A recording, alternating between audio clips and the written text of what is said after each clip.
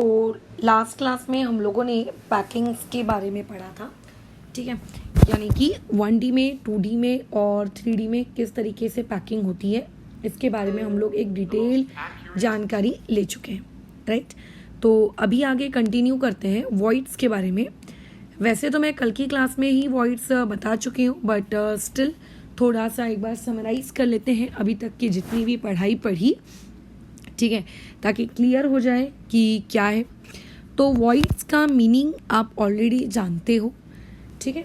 जब भी हम किसी भी प्रकार के पार्टिकल्स को अरेंज करते हैं, ठीक है, अब वो पार्टिकल्स कुछ भी हो सकते हैं, वो पार्टिकल्स हो सकते हैं आप लोगों के एटम्स हो, ठीक है, हो सकता है कि वो पर्टिकुलर पार्टिकल्स आप लोगों के आयन्स हो, या फिर हो सकता है वो मॉलिक्यूल्स हो, ठीक है। जब भी उनसे लैटिस बनाया जाता है तो कभी भी आपका लैटिस 100% पैकिंग इफ़िशिएंसी के साथ नहीं बनता। यानी कि अभी जिस पेन से तुम लिख रहे हो उस पेन को भी अगर तुम ऑब्जर्व करोगे तो देखने को तुम्हें वो भले ही सॉलिड अपीयर हो रही होगी, ठीक है, बट होता क्या है बताओ? होता ये है कि अगर हम उस पर्टिकुलर पेन को एनालाइज करें एकदम अच्छे से, ठीक है, अच्छा, और होगा क्या कि जब आप एनालिसिस करोगे तो एनालिसिस करने पे आपको पता चलेगा कि उसके अंदर जो उसके पार्टिकल्स हैं, ठीक है, वो पार्टिकल्स किस तरीके से हैं आप लोगों के इस पैटर्न में अरेंज है कि कुछ वहाँ पे आपको क्या देखने को मिल रहा है, वॉइड्स देखने को मिल रहे हैं। क्या देखने को मिल रहे हैं? वॉइड्स देखने को मिल रहे हैं। तो वॉइड्स है क्या?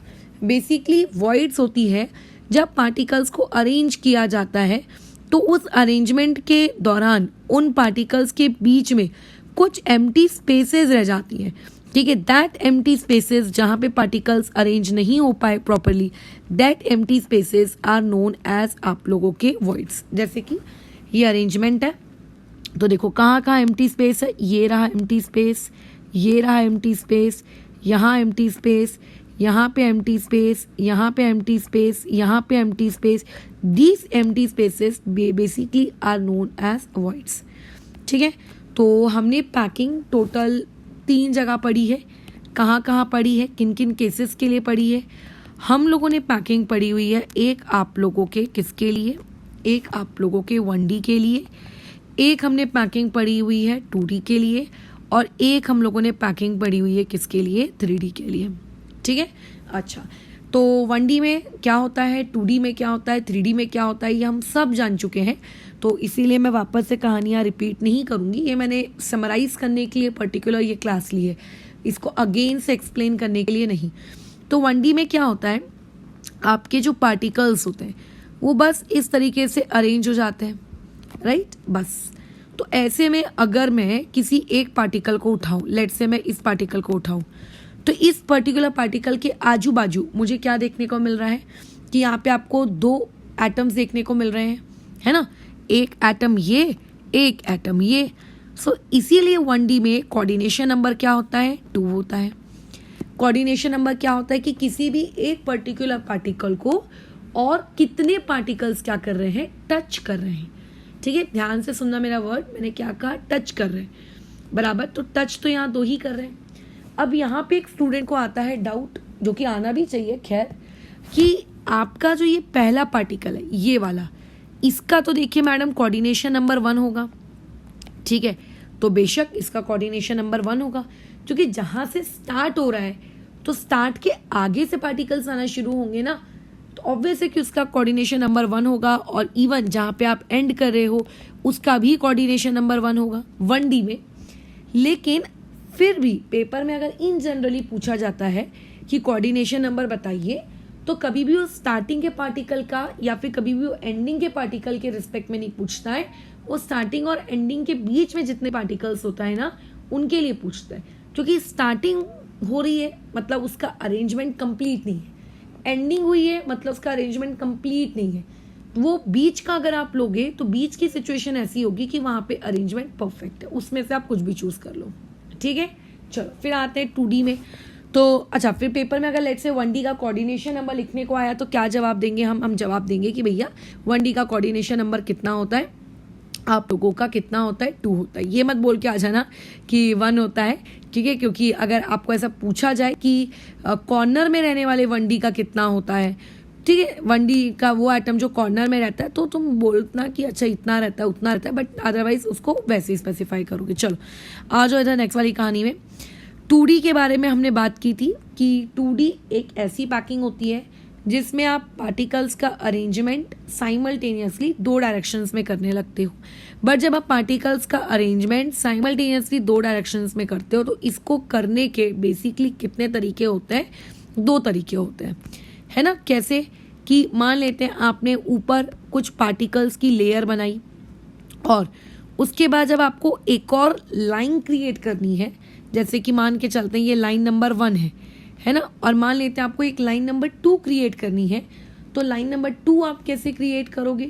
लाइन नंबर 2 आप सच दैट क्रिएट कर रहे हो कि लाइन नंबर 1 के नीचे जो पार्टिकल था वहीं अपना पार्टिकल दे डाला, ठीक है, वहीं अपना ये वाला पार्टिकल दे दिया, यहीं पे ये वाला दे दिया, यहाँ पे ये वाला दे दिया, यहाँ पे ये वाला दे दिया, यहाँ पे ये वाला दे दिया। तो अगर आप एक पार्टिकल और दूसरे पार्टिकल के नीचे, मतलब आप क्या करो, एक पार्टिकल ले रहे हो, ठीक है, और दूसरा पार्टिकल क्या ले रहे हो, एग्जैक्टली उसी के नीचे ले रहे हो, ठीक है, उसी के नीचे ले डाल रहे हो, तो वो पर्टिकुलर अरेंजमेंट तुम लोगों का कौन सा वाला अरेंजमेंट कहलाता है? 2D में स्क्वायर क्लोज पैकिंग, है ना। ये क्या कहलाता है? Square close packing. कौन सी वाली? आप लोगों की 2D की। और एक तरीका यहाँ पे क्या होता है कि आप पार्टिकल्स को इस तरीके से अरेंज करो कि जो लाइन नंबर 1 बनी थी उस लाइन नंबर 1 के जो डिप्रेशंस थे, मतलब ना तो पार्टिकल 1 के नीचे ना तो पार्टिकल 2 के नीचे, पार्टिकल 1 और 2 के बीच की स्पेस में, यहाँ ये यहाँ, ठीक है, ये यहाँ है ना। अच्छा, वैसे ही आप यहाँ पे क्या, यहाँ पे बिल्कुल, यहाँ पे, फिर यहाँ पे, फिर क्या करेंगे, यहाँ नीचे ऐसे लिखेंगे क्या? बिल्कुल नहीं, हम क्या लिखेंगे? उन दोनों के डिप्रेशंस में, यानी कि ऐसे। फिर कहाँ लिखेंगे? इसके नीचे लिखेंगे क्या? बिल्कुल नहीं, कहाँ लिखेंगे? ये इस तरीके से। वो जो मान लेते हैं हलवाई वगैरह जो लोग होते हैं, जब इनको मिठाइयाँ अरेंज करनी होती हैं तो ऐसे लड्डू, स्पेशली लड्डू अरेंज करने होते हैं, कैसे करते हैं वो लोग लड्डू अरेंज? ऐसे तो करते हैं, पहले एक लेयर बना लेंगे, फिर दूसरी लेयर, मतलब पूरी नीचे एक लेयर बना लेंगे, फिर उस लेयर में पार्टिकल्स को कहाँ रखते हैं? वो एक के ऊपर एक रखते हैं क्या? नहीं, वो उन 2 पार्टिकल्स या 3 पार्टिकल्स के बीच में जो डिप्रेशन क्रिएट हो रहा होता है वहाँ पे रखते हैं। तो हमने भी वही किया। तो इस पर्टिकुलर पैकिंग को जब आप डिप्रेशन में उसके पार्टिकल्स रखते हो तो उसको बेसिकली हम लोग क्या कहते हैं? हेक्सागोनल क्लोज पैकिंग कहते हैं, ठीक है। और हम लोगों ने पढ़ा था कि हेक्सागोनल क्लोज पैकिंग के दौरान जो एटम्स होते हैं, ठीक है, उसके हर एटम का, ईच एटम का, ठीक है, उसके ईच एटम का कोऑर्डिनेशन नंबर बोलो कितना होता है? 6, है ना। और जब हम स्क्वायर क्लोज पैकिंग की बात करते हैं तो वहाँ पे ईच एटम का कोऑर्डिनेशन नंबर बोलो कितना होता है? 4। अब बात आती है वॉइड्स की, क्योंकि हमारी आज की क्लास वॉइड्स पर ही है। एक मिनट, ठीक है। तो सबसे पहले हम लोग बात करते हैं ट्रायंगुलर वॉइड्स को लेकर, ठीक है। सबसे पहले हमारा बातचीत का जो डिस्कशन है वो क्या है? ट्रायंगुलर वॉइड्स को लेकर हम लोगों का बेसिकली डिस्कशन है कि आखिर ये ट्रायंगुलर वॉइड्स आप लोगों के होते क्या हैं, किस चीज़ को आप ट्रायंगुलर वॉइड्स कहते हो। अब देखो, ट्रायंगुलर वॉइड्स सबसे पहली बात बनते कब हैं ये पता होना चाहिए। तो ट्रायंगुलर वॉइड्स तब बनते हैं जब हम लोग 2D में किसकी बातचीत कर रहे हो? HCP की, है ना। कैसे? ये मान लेते हैं आपके पास एक पार्टिकल, ये मान लो दूसरा पार्टिकल, ये मान लो तीसरा पार्टिकल, और पार्टिकल्स मैं नहीं बना रही हूँ, और आपने जो नेक्स्ट लाइन का पार्टिकल रखा वो एग्जैक्टली ऊपर वाली लाइन के नीचे नहीं रखा। आपने क्या किया? इस तरीके से डिप्रेशन में उस पार्टिकल को रखा, ठीक है। तो अब देखो, ये जो ब्लू कलर की जो ये स्पेस है, यहाँ पे क्या किसी भी प्रकार का कोई एटम आपको दिख रहा है क्या? ये खाली स्पेस है। तुम चाहो तो क्या कर सकते हो? एटम वहाँ रखवा सकते हो। जैसे हम लोग क्या पढ़ चुके हैं? हम लोग डिफेक्ट्स पढ़ चुके हैं। डिफेक्ट्स में तो होता है कि कई बार पार्टिकल्स वॉइड्स ऑक्यूपाई कर लेते हैं, है ना। तो तुम चाहो तो करवा सकते हो। ऐसा नहीं है कि वॉइड्स हमेशा अकेले थे, खाली थे और खाली ही रहेंगे। आप चाहो तो उनके अंदर भी पार्टिकल्स को भरवा सकते हो। बट बेसिकली जब लैटिस या जब अरेंजमेंट हो रहा था तब वो जगह आपकी कैसी रह गई? छूट गई। तो इसको बेसिकली हम लोग क्या कहते हैं? आप लोगों का वॉइड्स कहते हैं। अब ये जो वॉइड यहाँ पे क्रिएट होता है, ठीक है, ये जो वॉइड यहाँ क्रिएट हुआ HCP के 2D में इस तरीके का, इस पर्टिकुलर वॉइड को हम लोग कहते हैं ट्रायंगुलर वॉइड, है ना। इस प्रकार के वॉइड्स को क्या कहते हैं, ट्रायंगुलर। और ये भी मैंने कल की क्लास में सिखाया है कि ट्रायंगुलर वॉइड्स को हम लोग 2 कैटेगरी में क्लासिफाई करते हैं। कुछ वॉइड्स ऐसे दिखते थे अपर ट्रायंगल के जैसे, कुछ वॉइड्स कैसे दिखते थे आप लोगों के लोअर ट्रायंगल के जैसे, इसीलिए 2 कैटेगरीज में क्लासिफाई किए थे हम इनको, राइट। बट इन्हें ट्रायंगुलर वॉइड्स ही क्यों कहा, कुछ और क्यों नहीं, बताओ। तो इसीलिए क्योंकि अगर मान लेते हैं मैं इन सारे एटम्स, मतलब जिन एटम्स की वजह से ये वॉइड बना है, किन एटम्स की वजह से ये वॉइड बना है, इस एटम की, इस एटम की और इस एटम की वजह से, अगर मैं इन सबके सेंटर्स को ज्वाइन करती हूँ, ठीक है, तो ये सेंटर से ज्वाइन होने के बाद ये पर्टिकुलर शेप मुझे कैसी दिख रही है, ट्रायंगल दिख रही है। इसीलिए उस पर्टिकुलर वॉइड को भी हम लोगों ने बोलो क्या कहा, आप लोगों का क्या कहा, आप लोगों का ट्रायंगुलर वॉइड का। अब मुझे बताओ उस वॉइड को क्रिएट करने के लिए आपको कितने एटम्स लगे, या फिर मैं दूसरी भाषा में पूछूं तो उस पर्टिकुलर वॉइड के आजू बाजू आप लोगों को कितने टचिंग एटम्स दिख रहे हैं। तो ये मत बोल देना मैडम 4 दिख रहे हैं, क्योंकि ये वॉइड, ये जो ब्लू कलर का वॉइड है, ये ब्लू कलर का वॉइड तो सिर्फ और सिर्फ आप लोगों के 3 एटम्स की वजह से बना ना, एटम नंबर 1 की वजह से, एटम नंबर 2 की वजह से, एटम नंबर 3 की वजह से। ये जो एटम नंबर 4 है उसकी वजह से थोड़ी ना वो क्रिएट हो रहा है, वो एटम नंबर 4 अपना कोई दूसरा वॉइड क्रिएट करेगा, बट ट्रायंगुलर वॉइड सिर्फ 3 एटम्स की वजह से क्रिएट होता है। इसीलिए जब हम बात करते हैं ट्रायंगुलर वॉइड्स की, तो ट्रायंगुलर वॉइड्स का कोऑर्डिनेशन नंबर क्या कहलाता है, 3, ठीक है। इसीलिए इसका कोऑर्डिनेशन नंबर क्या कहलाता है, 3। किसका कोऑर्डिनेशन नंबर की बात हो रही है, ट्रायंगुलर वॉइड्स के कोऑर्डिनेशन नंबर की बात हो रही है। और आप लोगों का ट्रायंगुलर वॉइड पाया कहाँ जाता है, 2D HCP, मतलब HCP के 2D में।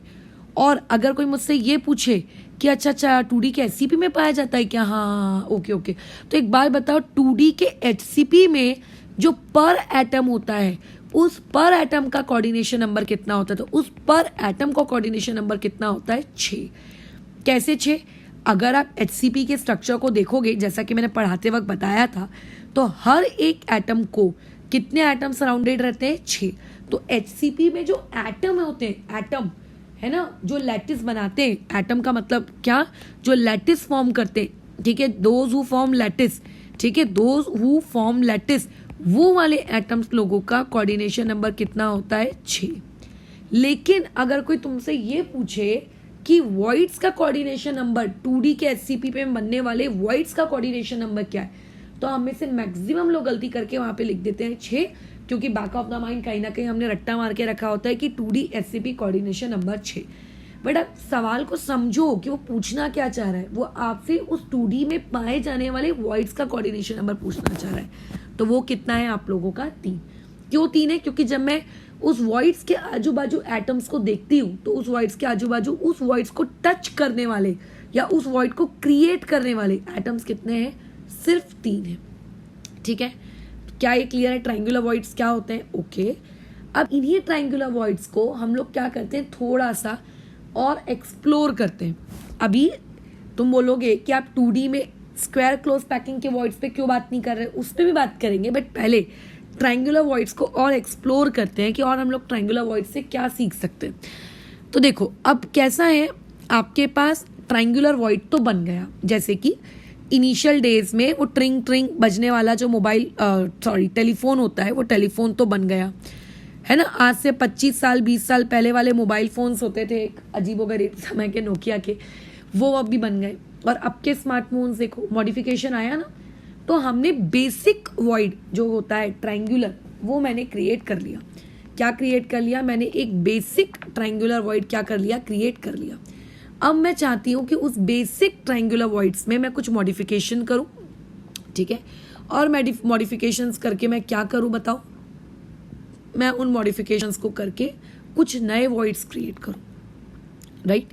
क्योंकि हम अपने आजू बाजू जितने भी सॉलिड देखते हैं वो कभी 2D वाले नहीं देखते, उन सॉलिड्स के अंदर हमेशा अरेंजमेंट कैसा होता है, 3D में होता है। तो रियलिटी में आपके ट्रायंगुलर वॉइड्स जो हैं वो सिर्फ किसी सॉलिड के अंदर सिर्फ ट्रायंगुलर वॉइड्स हो, ऐसा नहीं होता, क्योंकि कोई भी सॉलिड कंप्लीटली 2D नहीं होता अनलेस एंटिल तुम उसको स्क्वायर शेप का या सर्कुलर शेप का ना बनाओ। ठीक है, अगर स्क्वायर सर्कुलर शेप का बना भी रहा तो उसके अंदर जो पार्टिकल्स है 3D में अरेंज होंगे। तो अब मैं इस ट्राइंगुलर वॉइड्स में ना क्या करती हूँ, थोड़े से मॉडिफिकेशंस करती हूँ। क्या मॉडिफिकेशन किया, देखो मॉडिफिकेशंस को समझो क्या है। पहला मॉडिफिकेशन नंबर 1, हमने ट्राइंगुलर वॉइड क्रिएट किया। कैसे क्रिएट किया आपने ट्राइंगुलर वॉइड, आपने ऐसा एक सर्कल बनाया, ठीक है, ये आपका एक सर्कल, या आपने दूसरा उसको टच करने वाला सर्कल बना लिया, ठीक है। अच्छा, उसके बाद आपने क्या किया, जो आपका तीसरा सर्कल है वो तीसरा सर्कल आप कहाँ लेके गए, उन दोनों के डिप्रेशन में, यानी कि यहाँ पर। इसी को कहते हो ट्राइंगुलर वॉइड। हाँ, किसको कहते हो ट्राइंगुलर वॉइड, ये जो जगह है, ठीक है, ये जो जगह है कौन सी वाली, 1 मिनट, ठीक है, ये जो जगह है, अब मेरे आइटम छोटे बड़े हो गए उसको कंसिडर कर लेना, ये जो जगह है इसको बेसिकली हम लोग कहते हैं ट्राइंगुलर वॉइड, है ना। अच्छा, तुमने क्या किया, घर बनाने के लिए 4 दीवारें खड़ी कर दी, बट छत तो खुली हुई है, ऊपर छत डालनी पड़ेगी ना, नहीं तो बारिश वारिश आ जाएगी अंदर। तो हमने 3 आइटम तो खड़े कर दिए। तुम घर में करके देख लो, 3 चूड़ियाँ ले लो, बैंगल्स, उनको इस तरीके से अरेंज करो, तो उन 3 बैंगल्स के बीच की जो जगह होगी वो आपका ट्राइंगुलर वॉइड।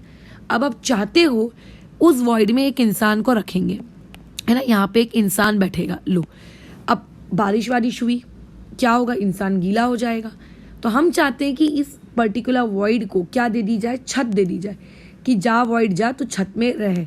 देखो छत डाल देते हैं। अब छत कैसे डालेंगे, इसको ऊपर से कवर करेंगे ऐसे, है ना, उसके ऊपर उसको ढक देंगे। जैसे कभी हम लोग किसी कंटेनर में अगर कुछ रखते हैं खाने पीने का सामान, तो उसको ऊपर से ढक देते हैं ना, ताकि उसके अंदर कुछ गिर ना जाए। बट इसका ये मतलब तो नहीं होता है कि कंटेनर को अंदर से पूरा सीमेंट से भर दिया ताकि आपका जो कंटेनर है वो पूरा अंदर से सॉलिड हो गया, ऐसा तो नहीं करते। हम लोग सिर्फ उसको ढक देते हैं, बराबर क्या कर देते हैं, हम लोग उसको ढक देते हैं।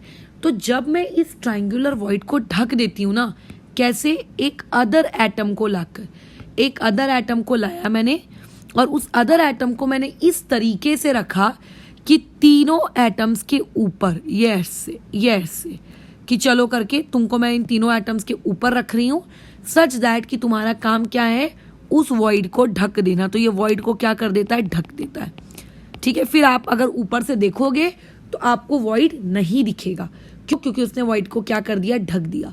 लेकिन क्या रियलिटी में वॉइड गायब हो गया क्या, नहीं, वॉइड गायब नहीं हुआ, वॉइड है, बट हमने उस वॉइड को क्या कर दिया, ढक दिया। हमने उस वॉइड को क्या कर दिया, सिर्फ ढक दिया, है ना। तो अगर आप वॉइड को ढक देते हो, ठीक है, अगर आप वॉइड को क्या कर देते हो, ढक देते हो, कौन से, ट्राइंगुलर वॉइड को, कैसे, एक ऐसे आइटम से जो उसके ऊपर आ गया, ठीक है, जो उसके ऊपर आ गया, तो क्या वॉइड गायब हो जाता है क्या, नहीं, वॉइड गायब नहीं होता है, सिर्फ ढक दिया जाता है, बट वो वॉइड अभी भी होता है। बट नाउ वो वाला वॉइड किसके एटम्स की वजह से है, कितने एटम्स के सराउंडेड है वो वॉइड, वो एटम्स, वो 3 एटम्स नीचे वाले जो कि पहले से थे, है ना, वो जो 3 एटम्स नीचे वाले जो पहले से थे, प्लस आप लोगों का एक एटम, कौन सा वाला, ऊपर वाला, ठीक है। इन लोगों की वजह से क्या हो रहा है, वो वॉइड अब सराउंडेड, मतलब उस वॉइड को कितने लोगों ने सराउंड करके रखा है, उस पर्टिकुलर वॉइड को इतने लोगों ने क्या करके रखा है, सराउंड करके रखा है। इतने लोगों ने क्या करके रखा है, सराउंड करके रखा है, इतने लोगों ने। तो ऐसे में ये जो पर्टिकुलर वॉइड है, क्या ये ट्राइंगुलर वॉइड ही है, हाँ, बट ये ट्राइंगुलर वॉइड ही है मैडम, बट उसके ऊपर एक एटम ने उसको ढक दिया। तो इसी पर्टिकुलर वॉइड को हम लोग कौन सा वाला वॉइड कहते हैं, टेट्राहेड्रल वॉइड कहते हैं। अब बात है कि आपने इसका नाम टेट्राहेड्रल क्यों रखा, चलो उस पर आते हैं। But the most important point, इस टेट्राहेड्रल वॉइड का कोऑर्डिनेशन नंबर कितना होता है, इसका होता है 4। क्यों इसका कोऑर्डिनेशन नंबर 4 होता है, क्योंकि इस वॉइड को 3 एटम्स नीचे वाले सराउंडेड थे, प्लस एक एटम ऊपर वाला भी तो सराउंडेड था, तो इसीलिए इस पर्टिकुलर वॉइड का कोऑर्डिनेशन नंबर कितना होता है, 4 होता है, ठीक है। इस पर्टिकुलर वॉइड का कोऑर्डिनेशन नंबर कितना होता है, आप लोगों का 4 होता है, डन, ठीक है, बढ़िया है। अब बात आती है कि इसको आपने टेट्राहेड्रल क्यों दिया। देखो, जो चीज जैसी दिखती है उसको नाम भी वैसा ही दिया जाता है। तो ये एक्चुअल में ऐसा दिख रहा है, कैसा दिख रहा है, देखिए 3 एटम्स नीचे में है, मैंने थोड़े दूर दूर बनाए हैं, ये आप लोगों का लेट से वॉइड है, और एक एटम क्या है आप लोगों का, ये ऊपर है, जो उसको क्या कर रहा है, ढक रहा है। यानी कि अगर मैं कहूँ तो तुम ध्यान से देखना, ये आप लोगों के मान लो 3 एटम्स, ठीक है, यहाँ कहीं वॉइड हुआ करेगा, होता होगा, ऊपर से एक एटम आया उसने उसको ढक दिया, बराबर, ऊपर से एक एटम आया उसने उसको ढक दिया, है ना। अगर मैं अब क्या करूँ, सारे एटम्स के सेंटर को ज्वाइन करूँ, ये ऐसे, बराबर, ये ऐसे मैं ज्वाइन करूँ, तो ये जो शेप बनती है ना, इस पर्टिकुलर शेप को क्या कहा जाता है, टेट्राहेड्रॉन, या फिर इसे क्या कहा जाता है, टेट्राहेड्रल। ये जो शेप बनती है, ठीक है, ये जो शेप बनती है इसे क्या कहा जाता है, टेट्राहेड्रॉन या फिर टेट्राहेड्रल। जैसे कि इसको देखो, टेट्राहेड्रॉल इसको कहते हैं, ये देखो, ये दिख रही है, ये देखो बीच में वॉइड है ना, ये 3 एटम है, एटम नंबर 1 आप लोगों का, एटम नंबर 2 और एटम नंबर 3, और ऊपर से एक और एटम आ गया। तो अगर आप इन सबको ज्वाइन कर दोगे जो शेप बनती है, यानी कि ट्राइंगल शेप, और ऊपर से ऐसा, मतलब आपका ट्राइंगल पेपर 3D का ट्राइंगल, 3D का ट्राइंगल, मतलब आपके पास एक क्या है, 3D का ट्राइंगल है, ठीक है, आपके पास क्या है, एक 3D वाला ट्राइंगल है ना, एक लंबा ट्राइंगल है, तो इसको हम लोग क्या कहते हैं, टेट्राहेड्रॉन कहते हैं। क्या कहते हैं इसको, टेट्राहेड्रॉन या फिर टेट्राहेड्रल। इसीलिए उस पर्टिकुलर वॉइड को भी क्या कहा जाता है, टेट्राहेड्रल वॉइड।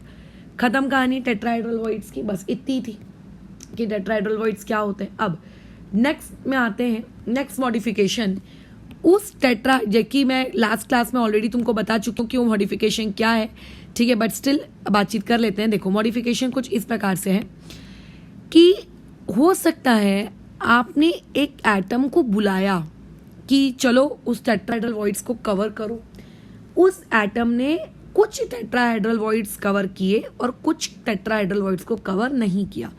जैसे कि हमने बातचीत की थी ना कि आप लोगों के जो सेकेंड लेयर लगती है, उस सेकेंड लेयर में कुछ टेट्राहेड्रल वॉइड्स कवर हो जाते हैं, कुछ टेट्राहेड्रल वॉइड्स आप लोगों के कवर नहीं हो पाते हैं, बराबर।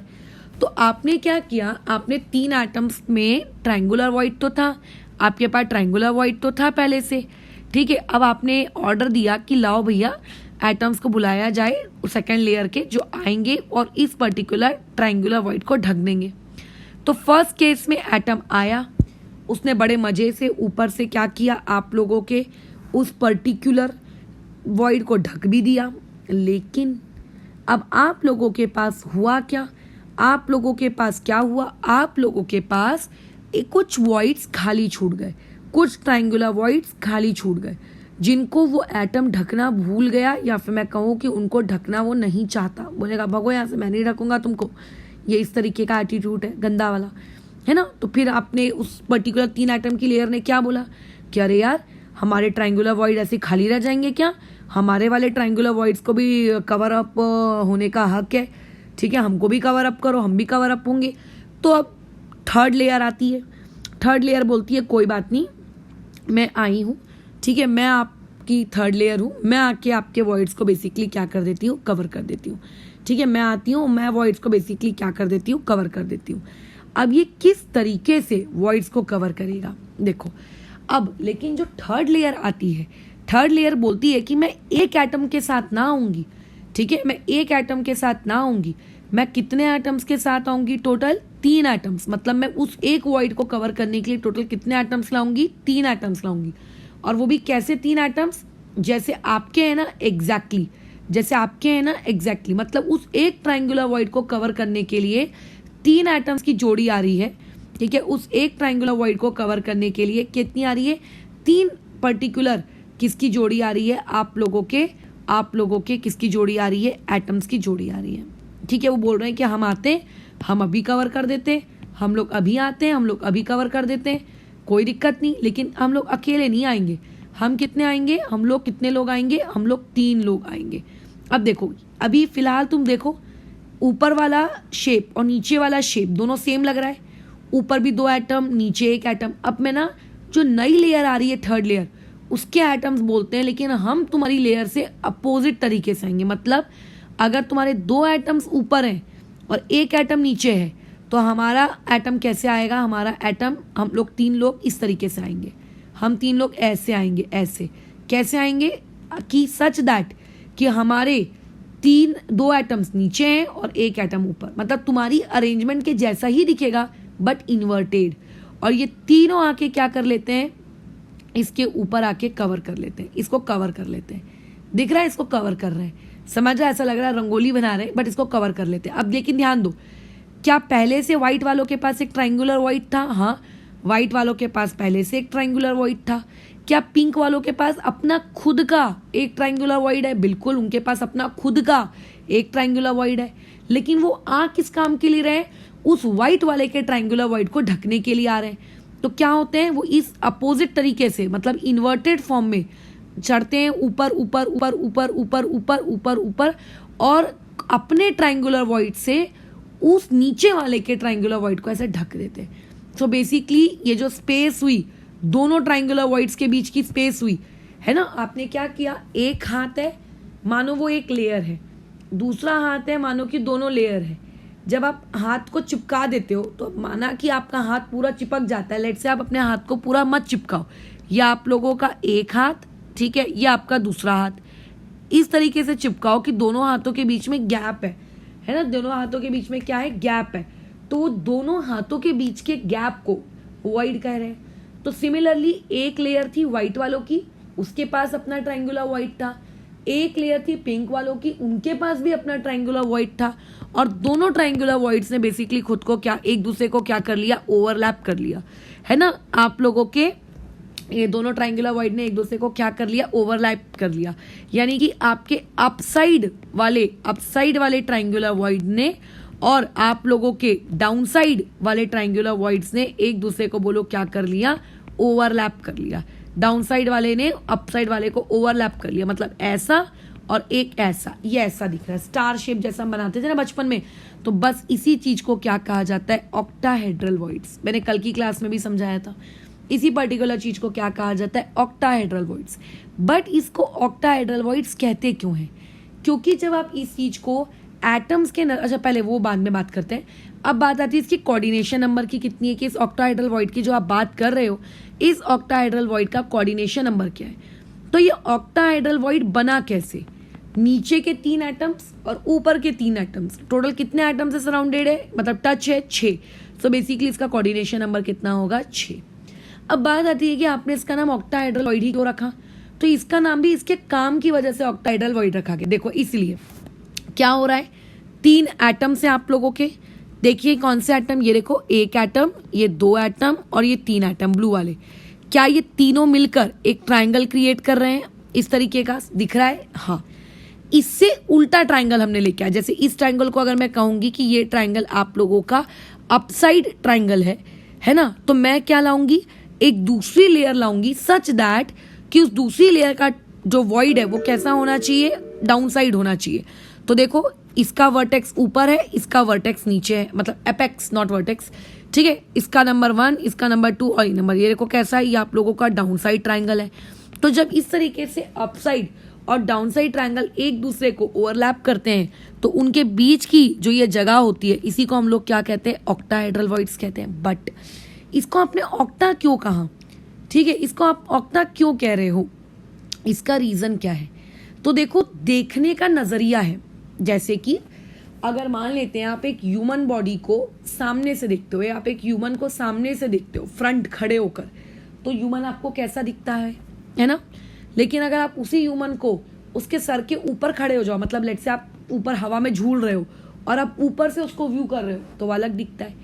जैसे एक बिल्डिंग आसमान के ऊपर आप लेट से पैराशूट से चले गए, वहां से आप बिल्डिंग को देख रहे हो, तो बिल्डिंग का टॉप व्यू होता है बराबर। अगर आप बिल्डिंग के सामने खड़े होकर देख रहे हो तो बिल्डिंग का फ्रंट व्यू होता है, बिल्डिंग के साइड में खड़े होकर देख रहे हो तो बिल्डिंग का साइड व्यू होता है। मतलब आप किस साइड से, किस एंगल से व्यू कर रहे हो, वो एंगल एक्चुअली देखने का नजरिया बदल देता है ना। साइड से अलग दिखती होगी, फ्रंट से अलग दिखती होगी, टॉप से अलग दिखती होगी, हर तरफ से बिल्डिंग सेम दिखती होगी, ये तो पॉसिबल नहीं है, इतना तो मानते हो ना, क्योंकि वो 3D है, हर तरफ से वो अलग दिख रही होगी, देखने से अलग हो रहा होगा।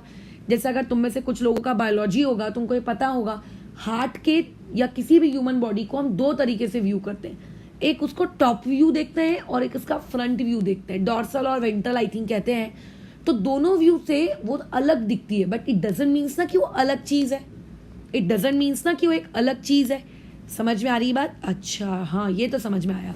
तो अगर तुम इसको देखो तो इसको देखने से क्या लग रहा है, नीचे 3 और ऊपर के 3 बट अपोजिट वाले, बराबर लग रहा है। लेकिन अगर तुम इस डायग्राम को देखो तो ये भी बेसिकली वही डायग्राम है, बट अपने देखने का नजरिया बदलो। कैसे बदले नजरिया? अभी हम लोग कैसे देख रहे हैं? 3 बॉटम वालों को देख रहे हैं और 3 टॉप वालों को देख रहे हैं, बराबर। और मैंने कह दिया ये ऑक्टा है और तुम लोगों ने भी मान लिया कि ये ऑक्टा है। ऐसी होता है, हम मान भी लेते हैं कि ऑक्टा है, बट देखने का नजरिया बदलो। अब आप इसको ऐसे देखो, यानी कि 3 बॉटम, यानी कि 3 येलो वालों को देख रहे थे आप, और अब 3 ब्लू वालों को देख रहे थे। अब आप अपने देखने का नजरिया बदलो। कैसे?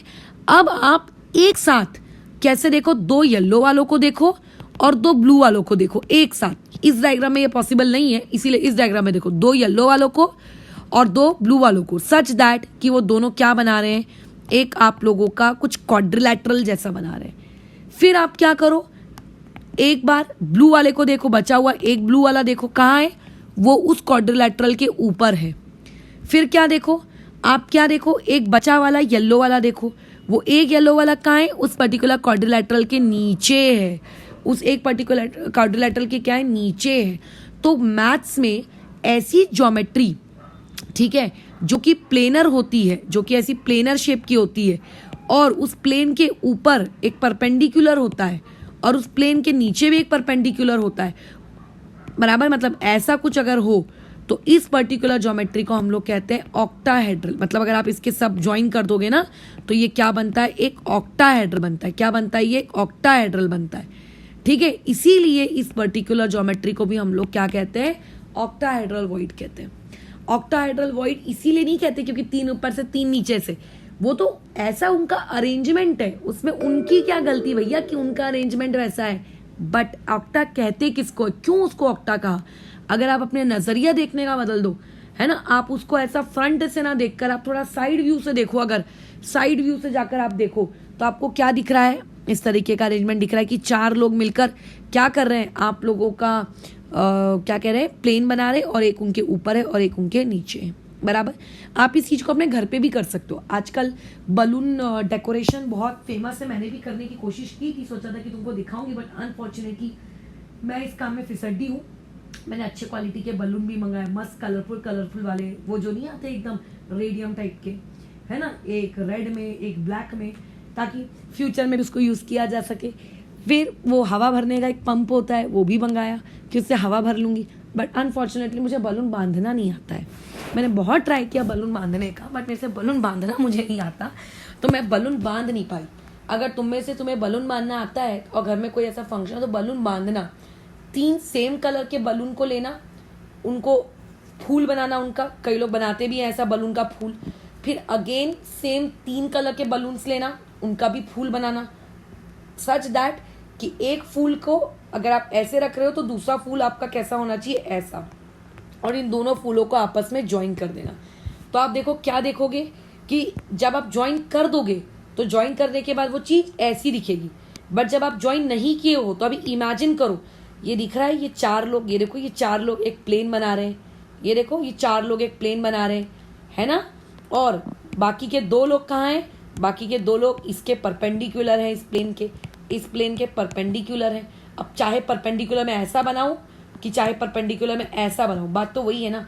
इसीलिए इस पर्टिकुलर ज्योमेट्री को हम लोग क्या कहते हैं, ऑक्टाहेड्रल।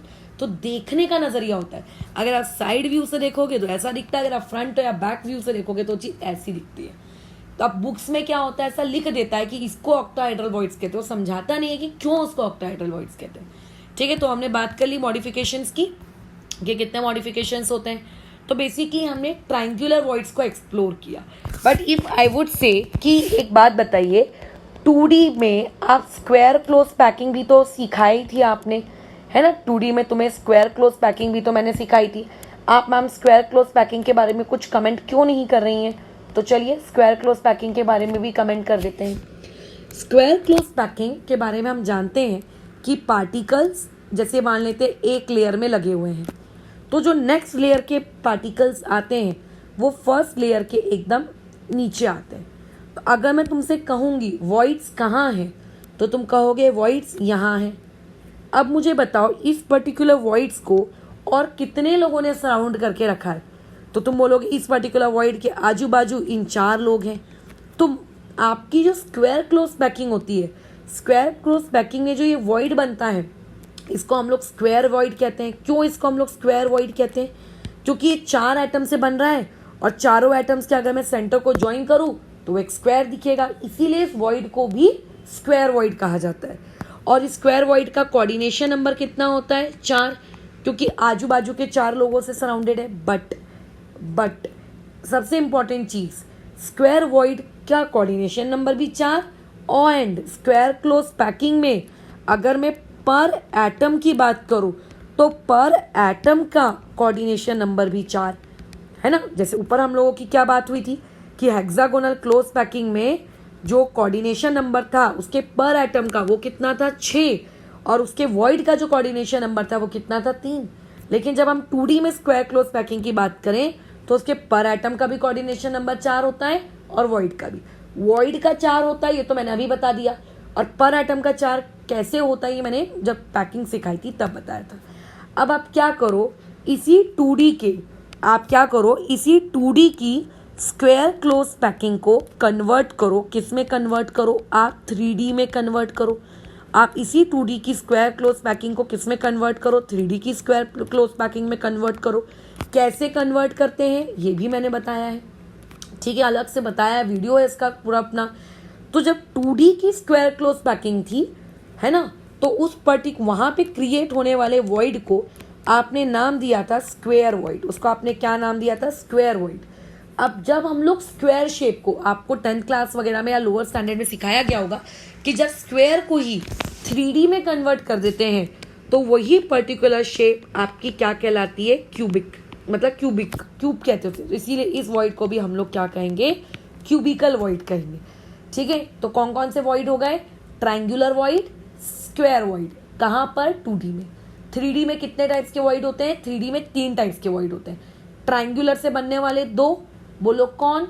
एक हो गया आप लोगों का कौन, एक हो गया आप लोगों का कौन, एक हो गया ट्राइड्रल और एक हो गया ऑक्टाहेड्रल। और स्क्वायर वाले को ही अगर 3D में कन्वर्ट कर दे तो उसको कहते हैं क्यूबिकल वॉइड।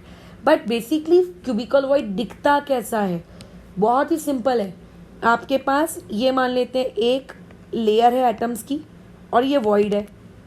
ऐसी ही आप मान लेते हैं आपके पास एक दूसरी लेयर भी है आइडेंटिकल, यहाँ पे मान लो वॉइड है। अगर आप, ठीक है, इसी लेयर को उठाओ और इस लेयर को इस लेयर के ऊपर रख दो तो इसी ओवरलैपिंग को, अब क्या होगा? जैसे मैंने क्या कहा था ऑक्टाहेड्रल में कि आप एक ट्रायंगल की लेयर को और दूसरी ट्रायंगल की लेयर को एक दूसरे के ऊपर रखो, बट कैसा होना चाहिए? एक ट्रायंगल आपका अपराइट मतलब ऊपर होना चाहिए तो दूसरा ट्रायंगल नीचे। बट यहाँ ऐसा कुछ नहीं है। यहाँ एक स्क्वायर वॉइड की लेयर को आप दूसरी लेयर के ऊपर रख दो, बस उसी के बीच का जो गैप होगा, दोनों के बीच का जो गैप होगा उसको हम लोग क्या कहेंगे? क्यूबिकल वॉइड, ठीक है। उसी को हम लोग क्या कहेंगे? Cubicle void. इसकी फील ले लेते हैं थोड़ी सी। ये देखो ऐसा दिखेगा, ये दिख रही है 4 लेयर्स। ये देखो एक, ये हो गई आपकी, अरे यार क्या हो गया इसको, ये हो गया पहला एटम, ये हो गया दूसरा एटम, ये हो गया तीसरा एटम, ये चौथा, ये इनके बीच की स्पेस, ये हो गई वॉइड।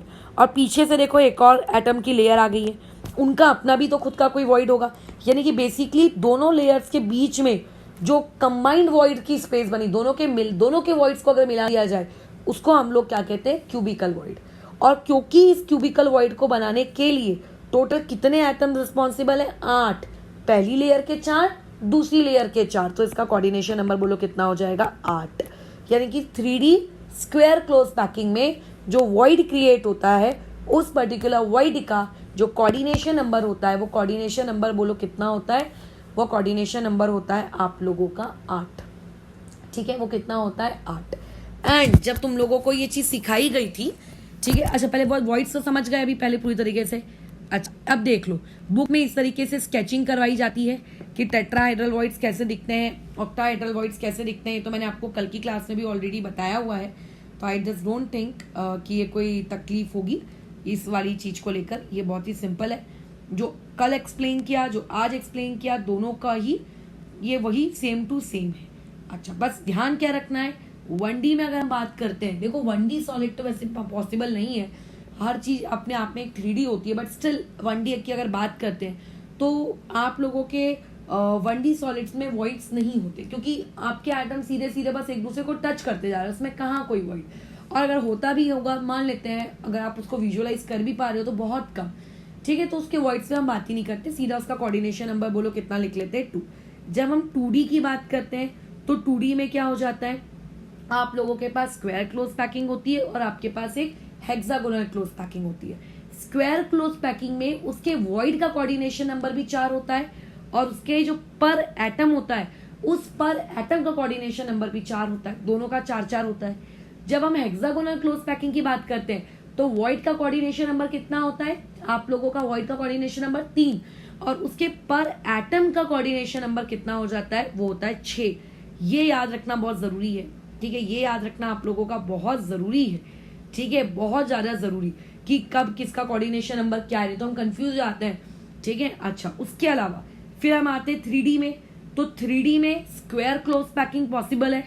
3D में जब स्क्वायर क्लोज पैकिंग भी पॉसिबल होती है, 3D में हेक्सागोनल भी पॉसिबल होती है। अब हेक्सागोनल की बात करें तो 2 केस होते हैं, टेट्राहाइड्रल, ऑक्टाहाइड्रल।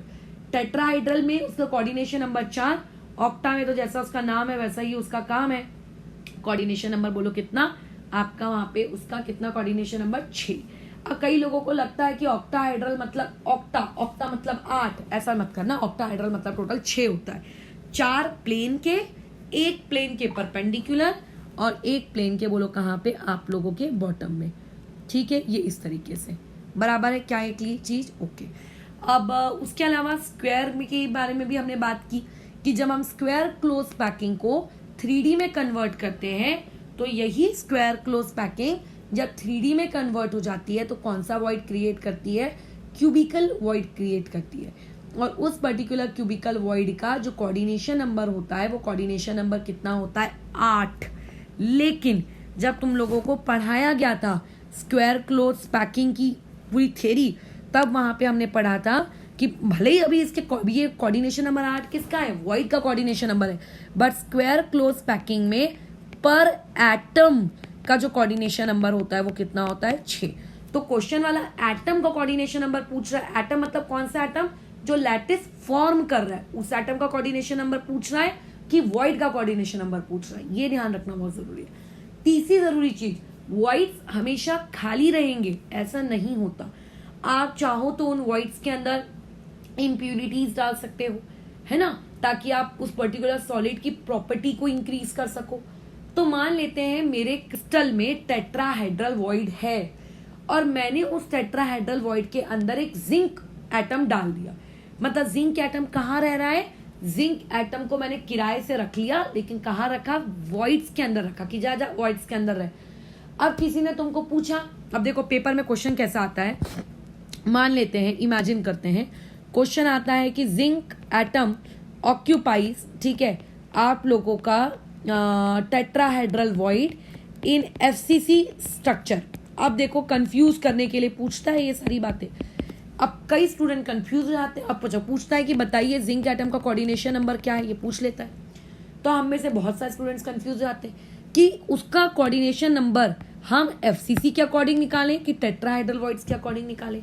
तो ध्यान में रखना वो जिंक एटम रह कहाँ रहा है, पहले तो वो सोचो, वो टेट्राहेड्रल वॉइड में रह रहा है, तो चाहे वो FCC हो, चाहे वो BCC हो, या चाहे कुछ भी हो, टेट्राहेड्रल वॉइड यानी कि कोऑर्डिनेशन नंबर 4, बात खत्म। तो अगर टेट्राहेड्रल वॉइड का कोऑर्डिनेशन नंबर 4 है तो उसके अंदर रहने वाले एटम का भी कोऑर्डिनेशन नंबर 4 है, याद रखेंगे, ठीक है। जो कोऑर्डिनेशन नंबर वॉइड का होता है वही सेम कोऑर्डिनेशन नंबर उसके अंदर रहने वाले एटम का भी होता है, क्योंकि बेसिकली वो एटम उस वॉइड के अंदर रह रहा है ना, तो जो जिस जगह पे रहेगा वो भी वही सेम कोऑर्डिनेशन नंबर रखेगा, ठीक है, ओके। फिर इसको यहाँ